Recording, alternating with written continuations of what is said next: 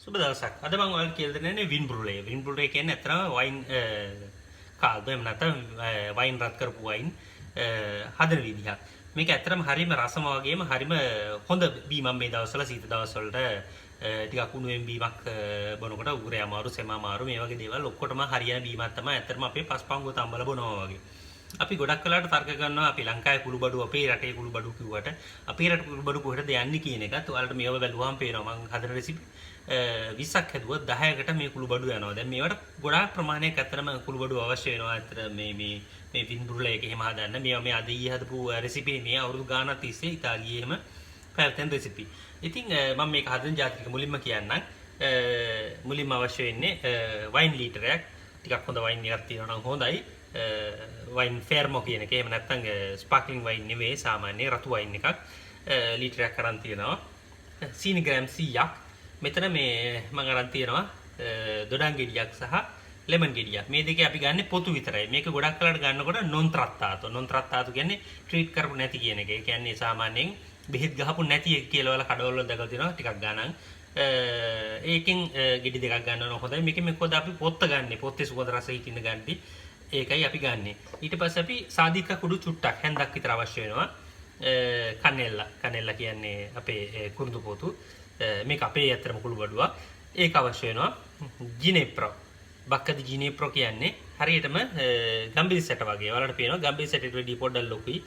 Super market වල තියෙනවා මේකත් ගන්න.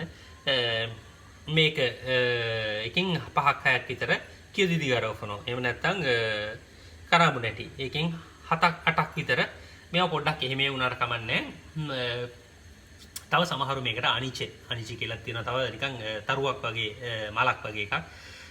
ඒකත් දානවා. මම නම් ඒක එකතු කරන්නේ. ඉතින් අපි මුලින්ම මේ ටිකේ පොතු ටික ලෑස්ති කරගෙන ඊළඟ කොටසට යමු.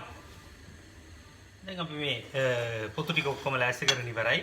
මේ වෙලාවේ මම කරන්නේ ලිප තියන්න පුළුවන් භාජනයක පෙන්තෝලයක මේ වගේ වයින් ටික එකතු කර ගන්නවා වයින් ලීටරේ. ඊට පස්සේ මේකට මම සීනි ග්‍රෑම් 100ක් එකතු කර ගන්නවා. ඊට පස්සේ මේ හැම જાතියක්ම අපි මේකට එකතු කර ගන්නවා. දෙහි පොතු, කනෙල්ලා, ජිනේප්‍රෝ, කියදිදි ගාරෝෆනෝ. ඊට පස්සේ සාදික කුළු ටිකක්. හැන්දක් විතර වගේ තමයි එකතු කරන්නේ. ඊට පස්සේ මේ දේවල් හොඳට අපි මේක කලවම් කරනවා. මේක කලවම් කරලි වෙලා කරන්න තියෙන්නේ සාමාන්‍යයෙන් මේක හිමීට උඩු කරත් ප්‍රශ්නයක් නැහැ. ඊට වැඩිය හොඳයි මේක සාමාන්‍යයෙන් පැය කීපයක් වහලි වෙරලා පැත්තකින් තියලා තියන්න මේ දේවල් වල රසයේ සුවඳ මේ වයින් එකට අල්ල ගන්න. ඊට පස්සේ මම නම් එහෙමයි ගොඩක් කලර් රෙකමන්ඩ් කරන්නේ. එකපාර උණු කරනවට වැඩිය අපි පැය කීපයක් තියලි වෙලා මේක මේ විදිහටම වහලා ඊළඟට අපි උණු කරන තැනට යමු.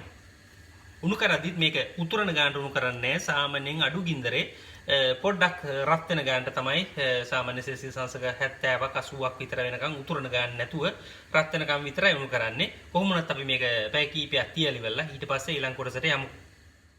දැන් ඔයාලට පේනවා මේක පැය කීපයක් තියලි වෙලා මම මේ ලිපේ තියලා තියෙන්නේ. දැන් ලාවට රත් වෙගෙන තියෙන්නේ.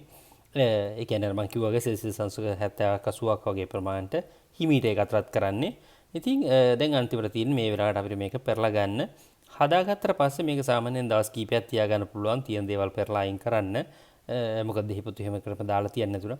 ඉතින් මේක හරිම හොඳ බීමක් සීතල කාලයට ඔයාලත් හදලා මේකේ රස කොහොමද කියලා බලන්න.